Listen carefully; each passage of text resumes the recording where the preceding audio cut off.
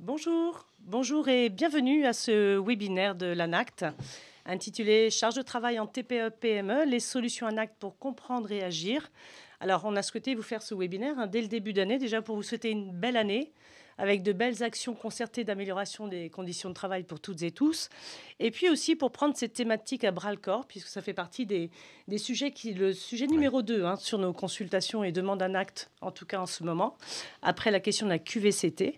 Et nous avons souhaité en fait vous partager déjà des ressources existantes, des astuces et des points de vue et des partis pris pour vous occuper de cette notion de charge de travail. Pour rappel, l'ANACT est un établissement public administratif créé en 1973. Et l'idée, c'est que nous sommes avec les ARACT en région. Donc, il y a 16 ARACT en région, plus l'ANACT à Lyon. Et notre mission, c'est d'améliorer les conditions de travail en agissant notamment sur l'organisation du travail et sur les relations professionnelles nécessaires pour le réaliser.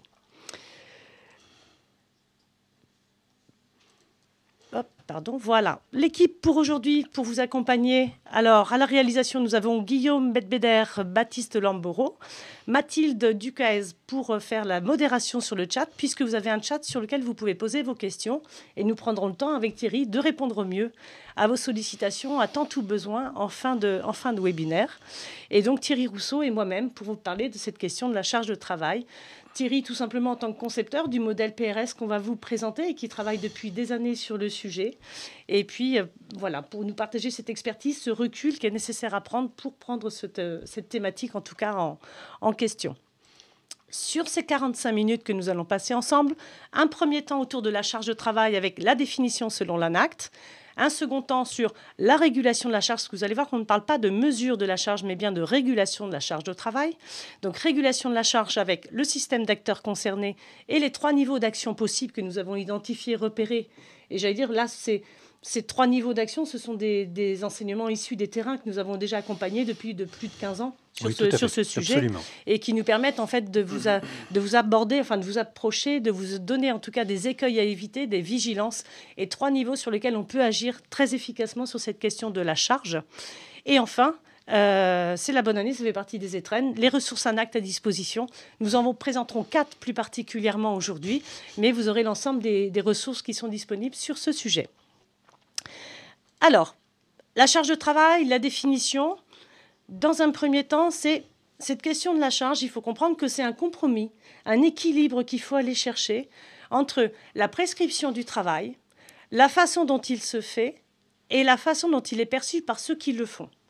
C'est-à-dire que je suis au travail, on me demande, quelle que soit l'entreprise, quelle que soit la TPE-PME, on est bien sûr, il y a une prestation ou une production à réaliser. Et pour réaliser cette production ou cette prestation qui est vendue, on va donner des consignes, une prescription de travail avec des moyens pour réaliser le travail qui est vendu.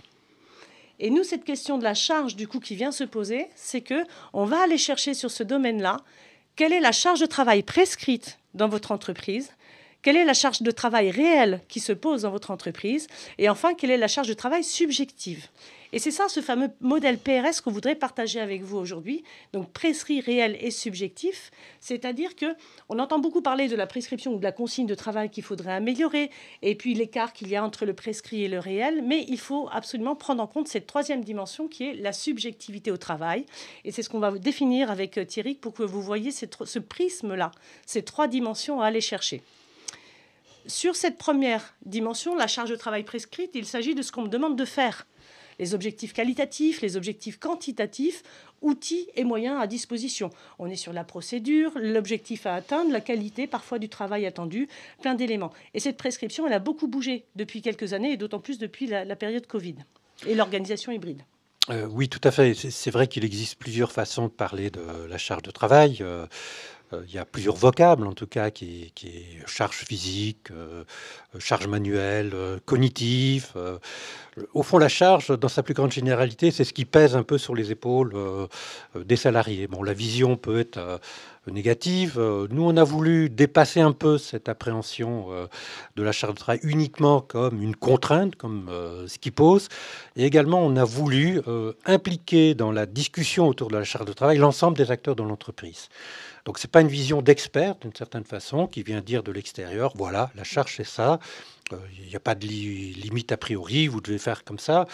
Je pense qu'on veut engager en fait les acteurs dans une pratique de régulation pour trouver des compromis. Et ce modèle, en tout cas, prescrit, réel, subjectif qu'on va détailler, au fond, c'est avant tout un modèle de régulation entre les acteurs. Ça n'interdit pas de parler autrement de la charge de travail. Ça n'interdit pas de trouver des indicateurs physiques, de contact avec la clientèle, peu importe. Hein, c'est tout à fait possible de le faire.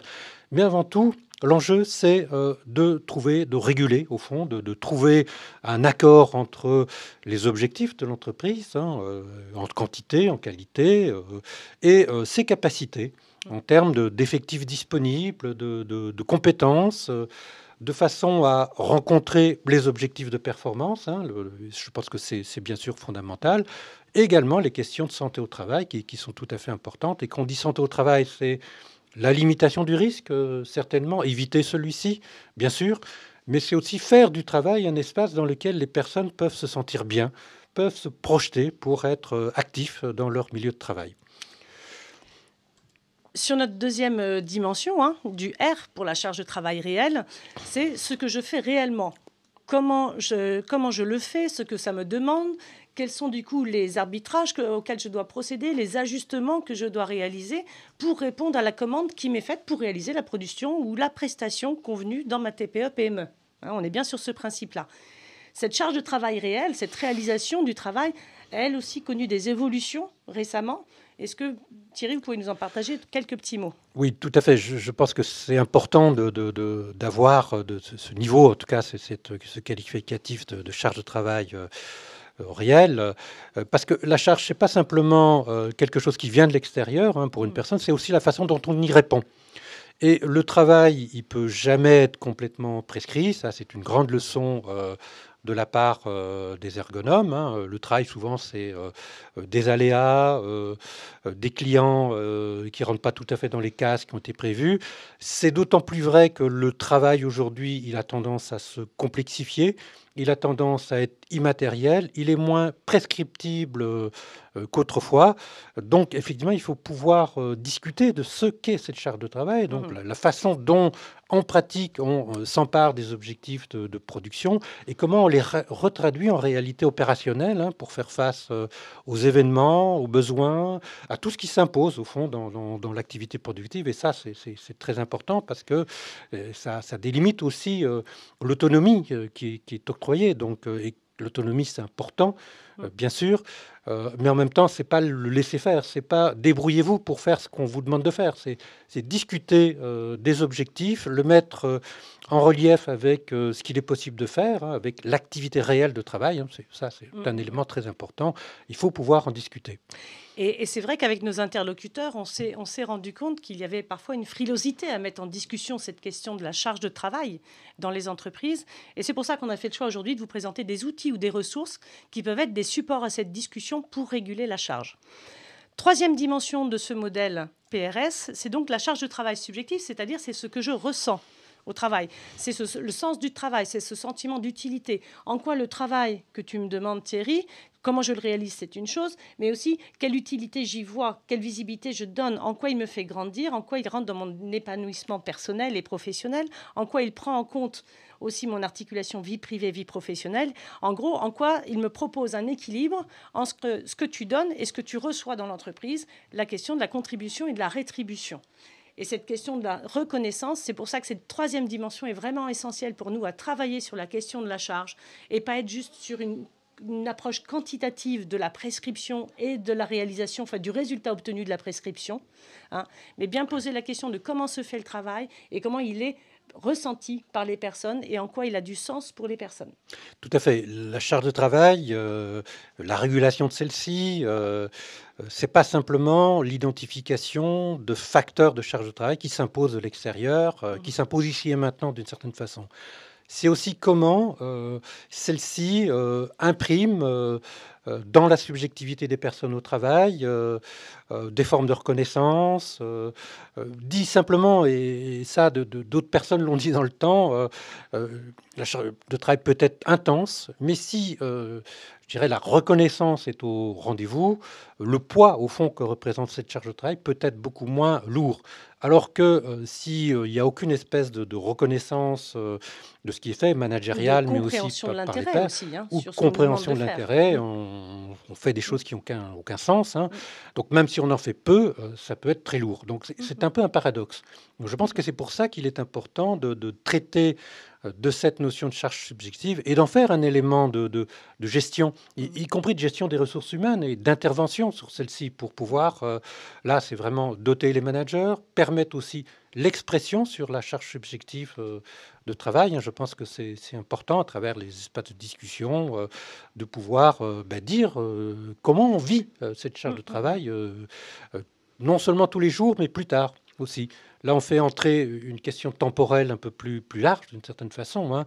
C'est pas le travail seulement ici maintenant, c'est qu'est-ce qu'on fera plus tard. Est-ce que j'ai un horizon professionnel valorisant qui me permet de savoir où j'en suis et qui me permet de dire que dans 2 ans, 3 ans, 5 ans, il y aura d'autres marches, il y aura d'autres enjeux et que je pourrai y concourir de façon positive. Ok. Alors, vous voyez bien que pour nous, hein, cette question de charge de travail s'aborde sous 3 angles différents qui doivent être mis en équilibre et en discussion, en tout cas, avec des acteurs. Alors, Thierry, tu nous as parlé des managers, mais on va aller voir que cette histoire de charge de travail n'est pas que l'affaire des managers dans l'entreprise, comme on l'entend assez régulièrement hein, sur ces questions. Les demandes qu'on reçoit, nous, en termes de formation sur charge de travail, c'est souvent pour cibler les managers de proximité. Mais vous allez voir que sur notre approche, voilà, classiquement, il y a les acteurs d'entreprise. Donc, dans les catégories habituelles, on va parler des instances représentatives du personnel, on va parler des salariés, de la direction, des managers. Et puis, en dehors de ces acteurs internes à l'entreprise, il y a les acteurs externes à l'entreprise, où on retrouve les fournisseurs, les prestataires, les clients, les usagers, la concurrence. Tous ces éléments-là font partie de votre écosystème en tant que TPE, PME.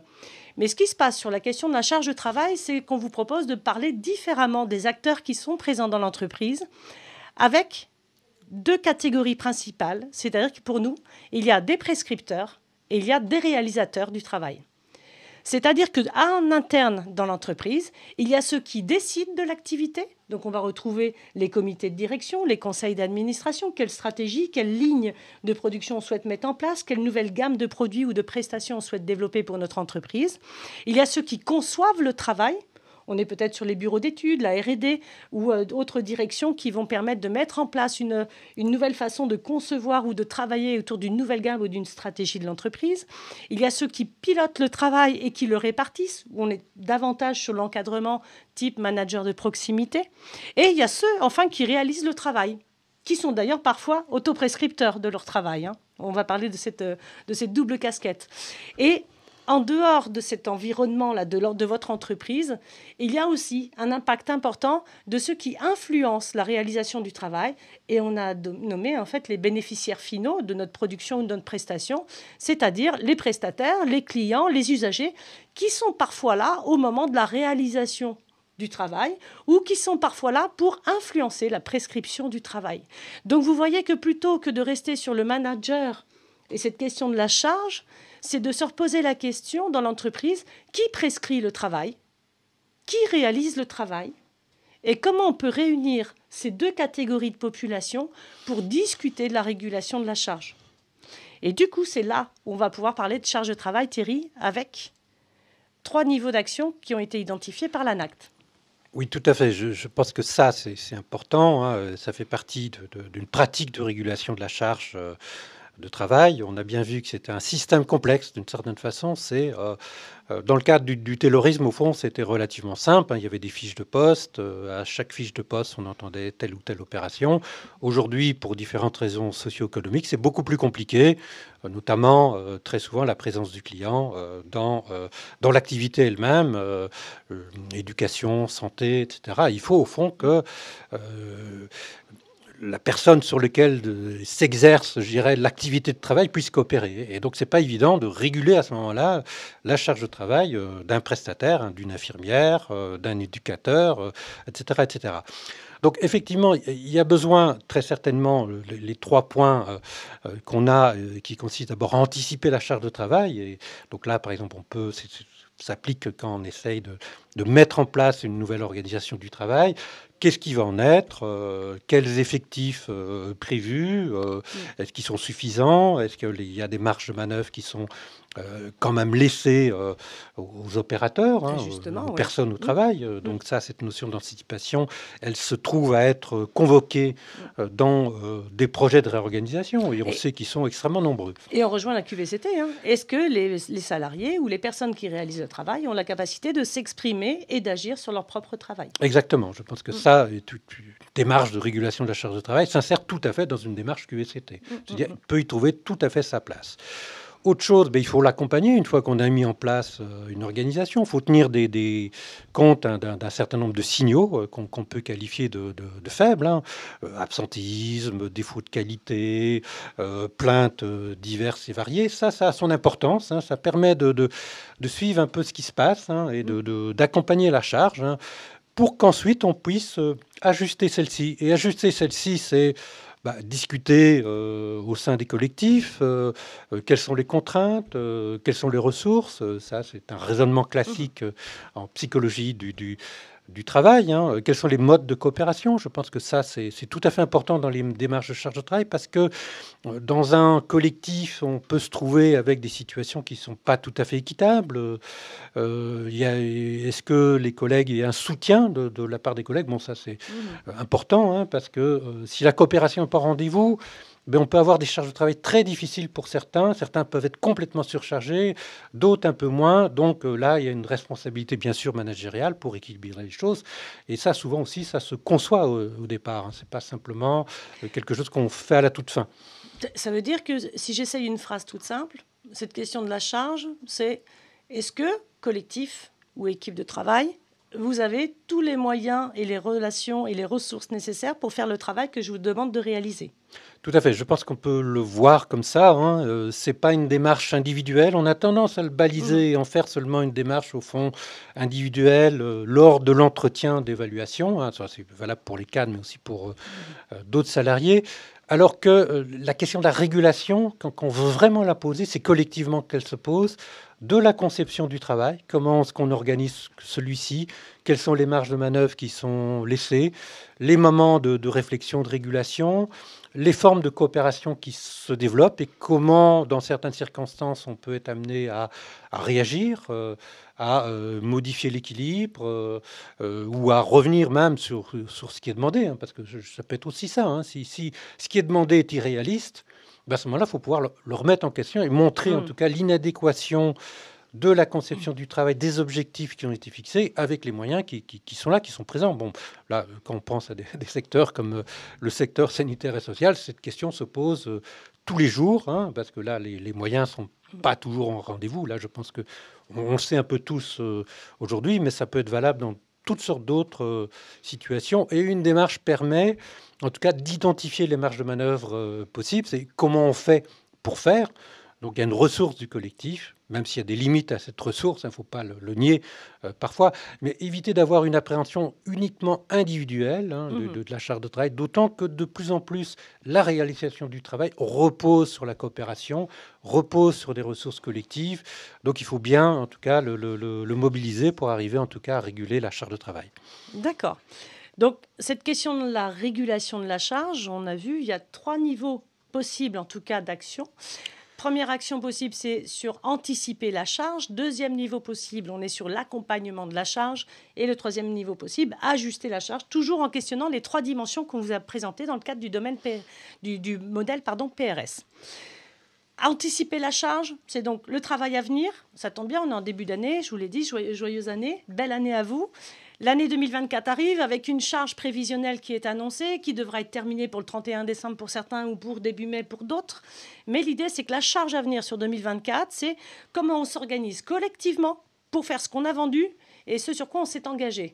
C'est-à-dire comment on discute collectivement de ce dont on a besoin pour faire ce sur quoi on s'est engagé et comment on va construire en concertation, ensemble, donc prescripteurs, réalisateurs, les conditions de travail et l'organisation nécessaire à la bonne réalisation du travail prévu. Ça, c'est vraiment l'anticipation de la charge à venir. Sur le deuxième niveau, vous avez accompagné la charge. Donc là, on est sur la charge qui est davantage en cours dans votre entreprise. Je peux faire l'exemple, par exemple, d'un restaurant que j'accompagne en ce moment, parce que tout le système d'hôtellerie, restauration, café, toutes les entreprises de sécurité privée, ainsi de suite, sont déjà bien bouleversées avec les pics d'activité, la saisonnalité de leur activité sur les TPE, PME. Et on se retrouve avec des entreprises qui ont des pics d'activité très importants. On sait que l'été arrive, qu'il va y avoir des difficultés de recrutement ou d'organisation du travail. Et la question se pose même en période creuse maintenant. Et voilà, et c'est déjà comment j'accompagne là en cours ce travail-là, cette somme de travail à faire, ce qu'on appelle la charge, et comment je vais faciliter le travail à réaliser et comment je vais soutenir concrètement ce travail en cours. Et pour maîtriser les coûts de production ou de prestation, mais en tout cas, c'est comment je vais mettre en place des actions d'amélioration des conditions de travail et de l'organisation pour que le collectif puisse réaliser ce qui est en cours et ce qui doit déjà être réalisé. Et là, on revient sur cette question, qu'est-ce qui nous manque ou qu'est-ce qui va bien pour faire notre travail et qu'il faudrait mettre en place pour améliorer notre travail puisqu'on doit le réaliser. Et le troisième niveau qu'on vous propose d'action possible, c'est d'ajuster la charge. C'est-à-dire que le pic, par exemple, récurrent ou de la forte saisonnalité vient de passer. Et c'est comment ça s'est passé pour nous. Est-ce qu'on peut conduire des retours d'expérience pour travailler différemment au prochain pic qui arrivera dans notre entreprise? Est-ce qu'on peut réduire des dysfonctionnements? On est toujours sur cette question de travailler sur réduire l'écart entre le prescrit et le réel, sachant qu'on n'aura jamais, on aura toujours un écart, je dirais, de présent entre le prescrit et le réel, mais comment on peut travailler, en tout cas, à réduire les dysfonctionnements? Et puis, cette question qui rejoint aussi la qualité de vie et des conditions de travail, c'est comment on corrige l'équité d'accès aux ressources pour faire le travail. Comment le personnel, comment les salariés qui réalisent le travail, donc les réalisateurs, ont accès aux ressources, au matériel, aux relations, aux compétences, aux formations, aux informations nécessaires pour faire le travail pour lequel ils sont payés tous les mois. Et là, il peut y avoir des dérives, des dysfonctionnements, des aléas, des imprévus qui se sont posés. Et l'idée, c'est de pas avoir peur de mettre en discussion ces dysfonctionnements-là pour pouvoir les travailler collectivement et définir ensemble une nouvelle façon de travailler la prochaine fois que ça arrivera.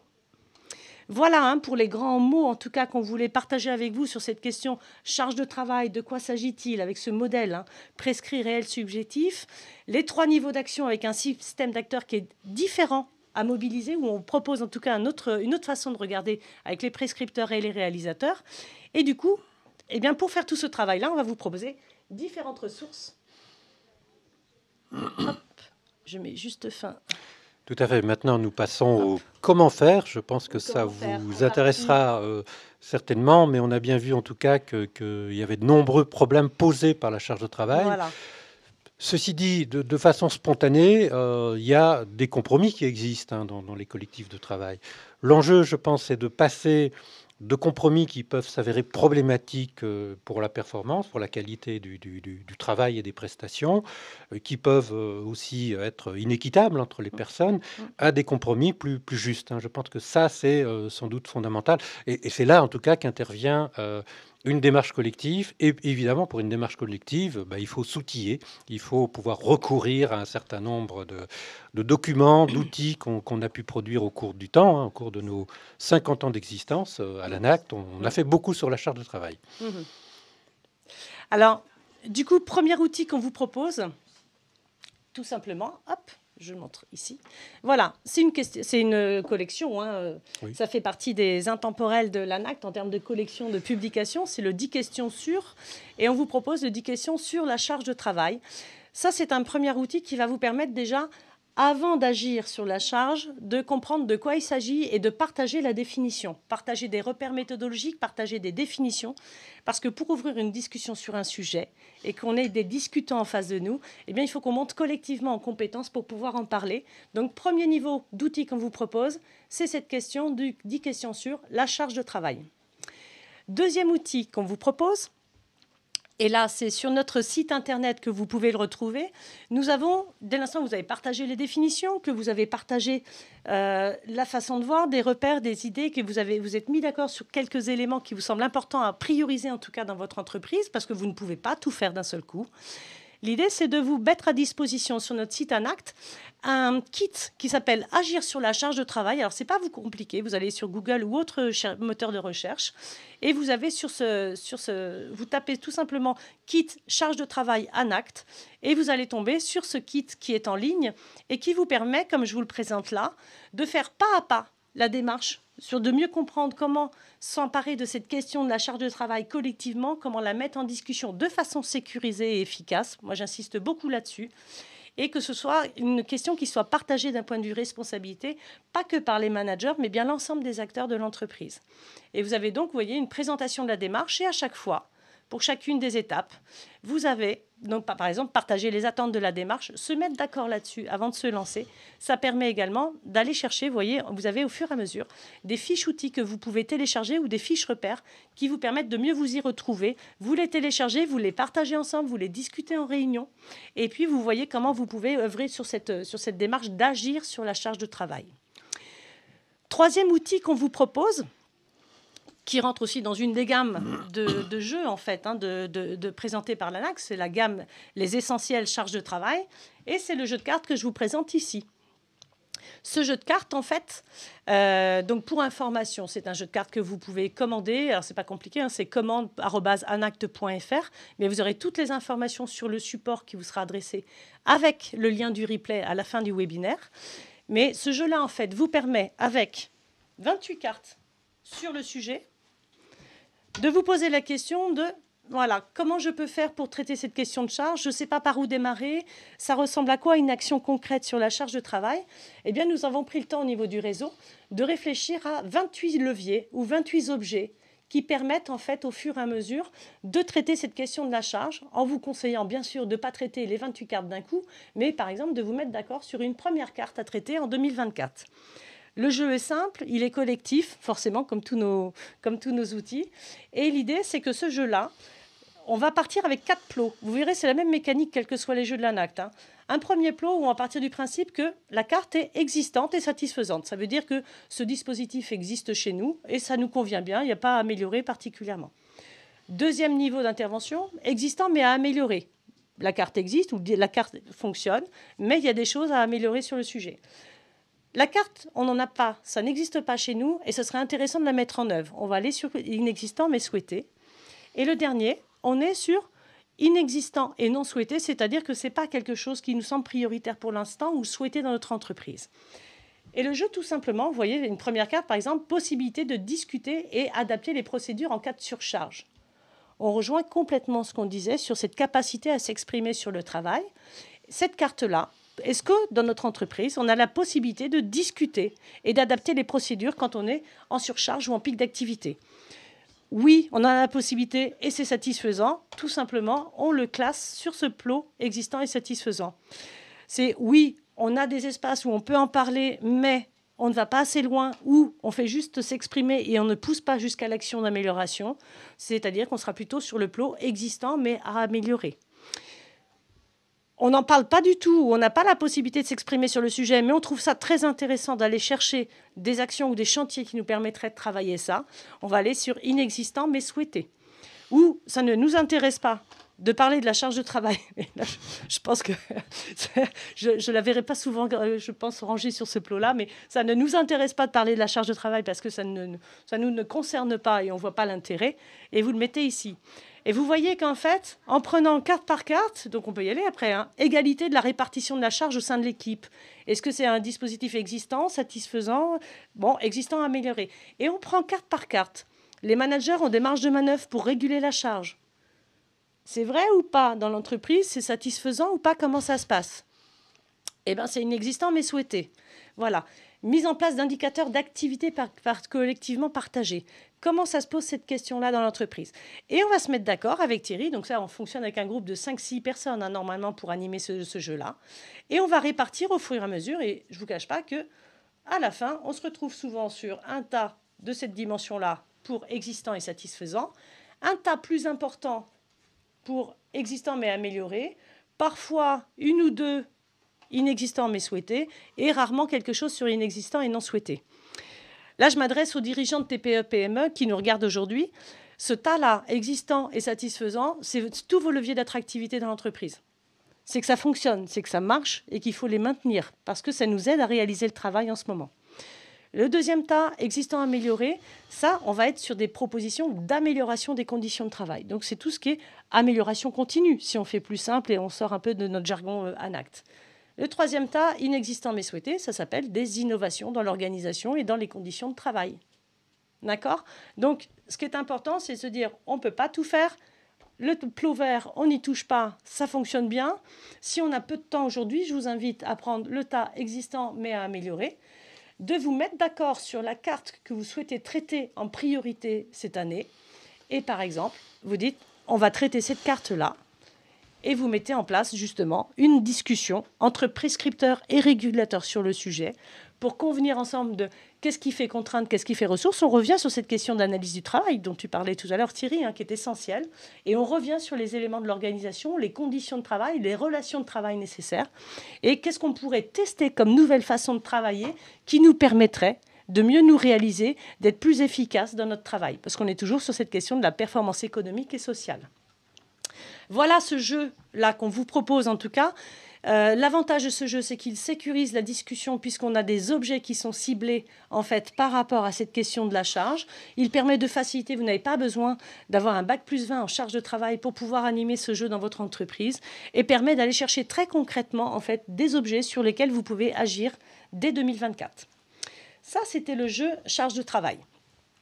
Et enfin, si vous avez, avant de vous lancer avec le kit ou avant de vous lancer avec le jeu de cartes, si vous avez envie d'en savoir un petit peu plus, parce qu'on a fait très très rapide en fait sur ce webinaire, vous pouvez aussi bénéficier des formations sur notre catalogue de formation 2024. C'est-à-dire que vous allez sur votre moteur de recherche, vous tapez catalogue formation ANACT 2024 qui vient de paraître, et là, dès le départ, vous avez la proposition de comprendre la charge de travail et identifier les leviers d'action. C'est une formation qu'on vous propose en présentiel en 1 jour, qui a été conçue entre autres avec Thierry et puis plusieurs collègues d'ARACT sur différents sites. Et l'idée sur cette formation-là, alors vous allez sur le site, vous avez toutes les informations, le bulletin de préinscription, vous avez le programme PDF à télécharger pour toutes les prises en charge et ainsi de suite. Et ce qui est important surtout, c'est que pour la première fois, on va vous proposer dès à présent l'ensemble des dates 2024, que ce soit en métropole ou en territoire ultramarin. C'est-à-dire que vous pouvez choisir la proximité pour venir vous former sur les questions d'un acte avec la même prestation et la même formation en fait sur l'ensemble de nos territoires. Donc vous trouvez toutes les dates 2024 pour vous inscrire. Donc là, vous pouvez y aller. Ça y est, on est prêt sur les inscriptions et pour constituer les sessions de formation et pour vous accueillir sur ce sujet-là.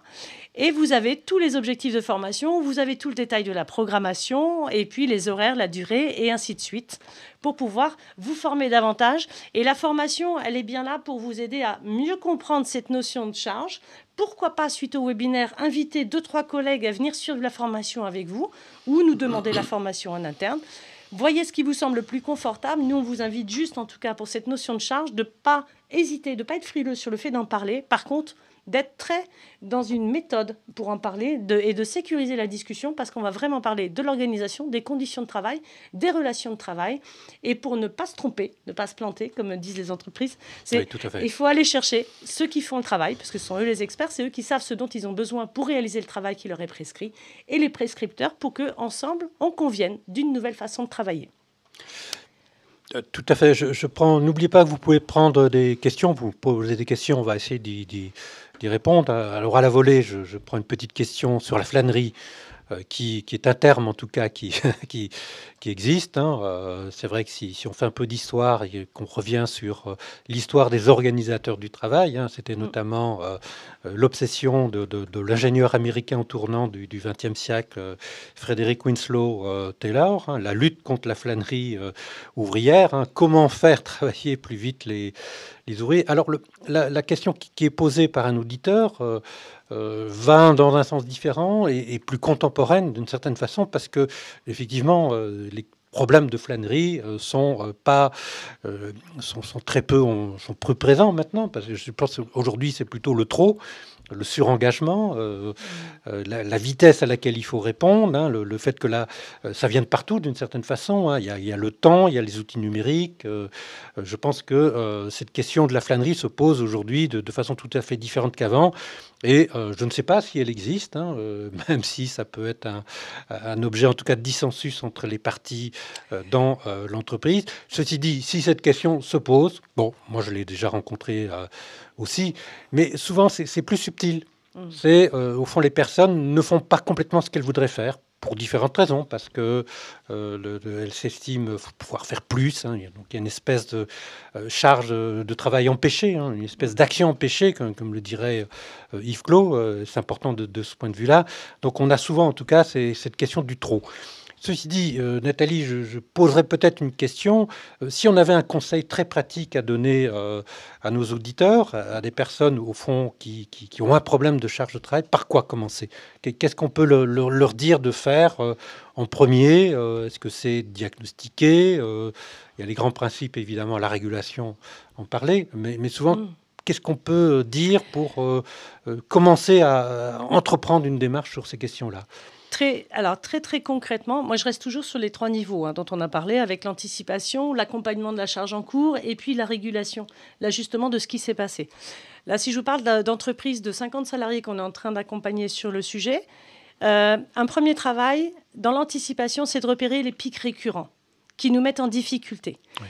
Et on est à la fois sur du REX et sur du prévisionnel. C'est qu'est-ce qui s'est passé dans l'année là, qui vient de s'écouler, et qui nous a mis en difficulté, en surcharge de travail ou en sous-charge de travail, parce que les deux sont problématiques d'un point de vue réalisation que pour nous en tant qu'êtres humains.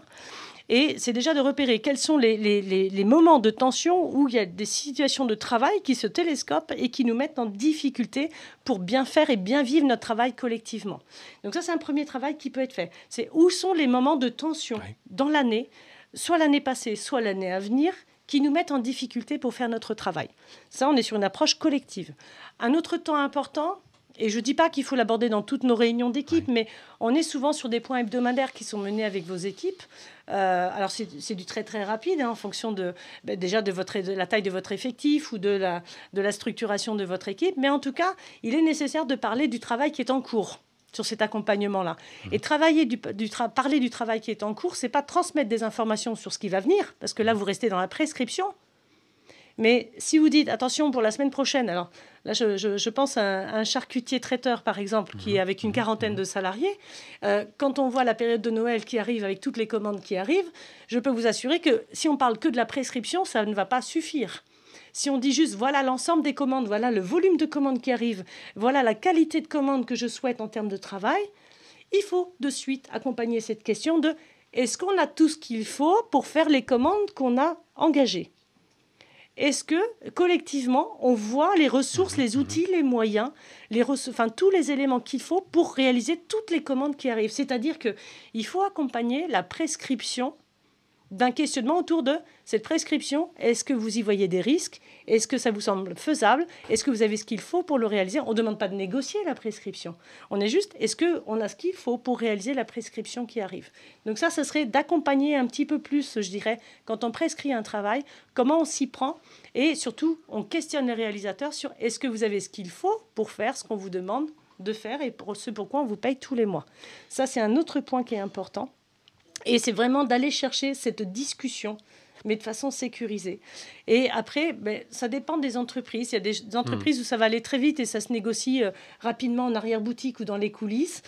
D'autres où on va en faire des instants solennels parce qu'on aime bien les comités de pilotage. Chaque entreprise a son style et puis aussi le temps qu'elle peut accorder à cette question-là. Moi, je dis à minima, c'est voilà ce que je te demande de faire. Est-ce que tu as ce qu'il faut pour faire ce que je te demande? C'est le minimum de démarche. Charge de travail qu'on puisse faire. Je pense qu'on peut effectivement commencer comme ça. Toutes les entreprises n'ont pas des problèmes de charge de travail, remarquez. Donc, vous n'avez pas besoin de faire tous et toutes la même chose. Alors, une question de Laurence concernant, au fond, l'utilisation des outils. Elle nous dit, si le jeu qui a été présenté est simple, qu'est-ce que la formation apporte de plus? Donc, c'est la relation entre le jeu et la formation et ce que chacune, au fond, de ces prestations permet d'apporter aux acteurs pour traiter cette question de la charge de travail. Alors, le jeu que je vous ai présenté n'est qu'un outil, un support à la discussion.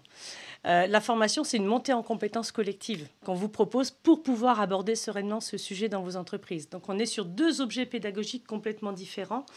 Le jeu peut être animé par quiconque. Ça vous permet simplement d'aider si vous ne savez pas par où démarrer. En fait, on vous suggère des sujets à mettre en discussion. Donc c'est vraiment quelque chose, c'est un appui à la concertation ou à la discussion collective pour définir où est-ce qu'on va agir en priorité. Ça, c'est le jeu et c'est très simple.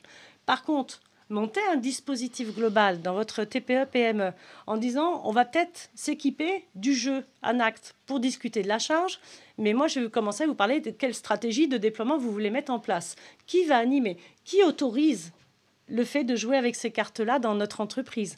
C'est-à-dire que la formation comprendre la charge de travail et identifier les leviers d'action, c'est comment vous allez introduire de façon stratégique ce sujet-là dans votre entreprise et qu'est-ce qui vous semble le plus pertinent au vu de votre historique de concertation ou pas, de groupe de travail ou pas, enfin, comment vous travaillez généralement ces questions d'organisation et de conditions de travail.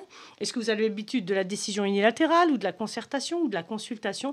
Voilà, on va questionner les différentes formes de dialogue et la formation va permettre en fait de partager des repères de connaissances, des repères méthodologiques que vous allez pouvoir partager en retournant dans vos entreprises, en fait, pour pouvoir déployer, par exemple, l'usage de l'outil, les essentielles charges de travail. Pardon. Alors, une question de Mathilde, cette fois, qui est importante. Comment mobiliser les managers? C'est vrai que les managers, souvent, renvoient aujourd'hui aux salariés, vous ne savez pas vous organiser, donc vous êtes responsable, d'une certaine manière, des problèmes que vous vivez. Évidemment, ce n'est pas notre position. C'est vrai que le manager, il a beaucoup de poids sur ses épaules, mais il y a son rôle et puis les caractéristiques un peu fondamentales de son rôle. Qu'est-ce qu'il fait?